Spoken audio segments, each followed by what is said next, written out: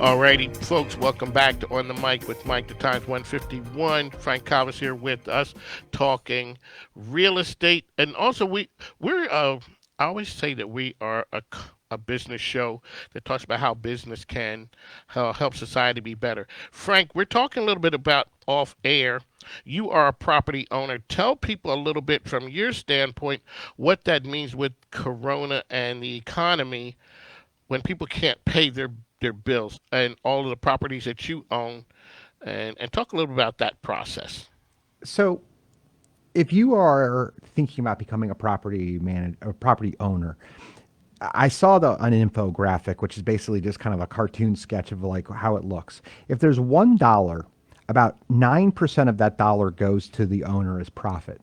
There's taxes, there's property management, there's maintenance, there's mortgages, there's all kinds of other fees.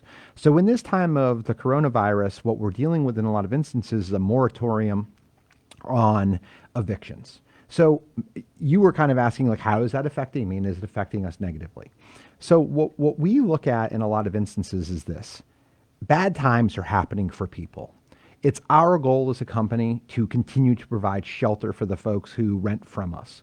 So what we'll do is, in a lot of instances, we'll have conversations with people. We may have to. Right now, we are joking. I own 300 plus houses. Not one mortgage company has called me and say, you don't have to pay your mortgage. And you were waiting for that call. Oh yeah, hold my breath.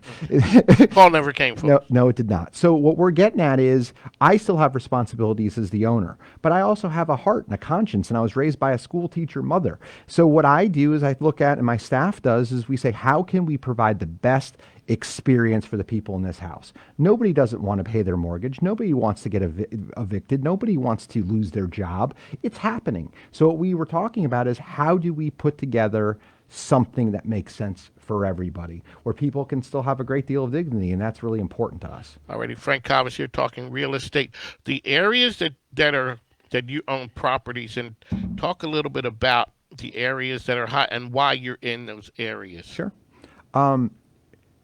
We could buy in Short Pump, and we can buy in places like that. I'm pretty passionate about affordable housing. You can't go buy a $400,000 house and make it affordable without losing a bunch of money, and that's not a sustainable model. So what we do is we go into emerging neighborhoods. We were in Church Hill 10 years ago. We were in the north side of 9 Mile Road in Church Hill way before it was trendy.